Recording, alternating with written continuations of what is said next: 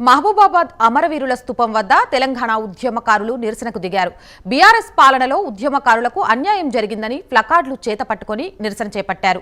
తెలంగాణ రాష్ట్ర సాధన ఉద్యమంలో పాల్గొన్న మహబూబాబాద్ ఉద్యమకారులను ప్రభుత్వం ఆదుకోవాలని డిమాండ్ చేశారు. ప్రత్యేకంగా గృహ నిర్మాణం కోసం డబుల్ బెడ్రూమ్ ఇవ్వాలని చెప్పి సందర్భంగా డిమాండ్ చేస్తూ మా డిమాండ్లు ఏవైతే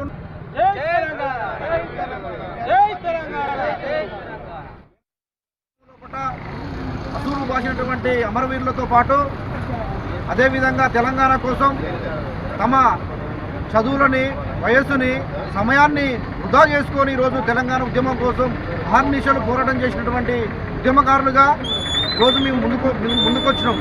ఎందుకయ్యా అంటే తెలంగాణ ఏర్పాటై 10 సంవత్సరాలు కావస్తా ఉన్నా కానీ తెలంగాణ ఉద్యమకారులకు కనీస గుర్తింపు లేదు.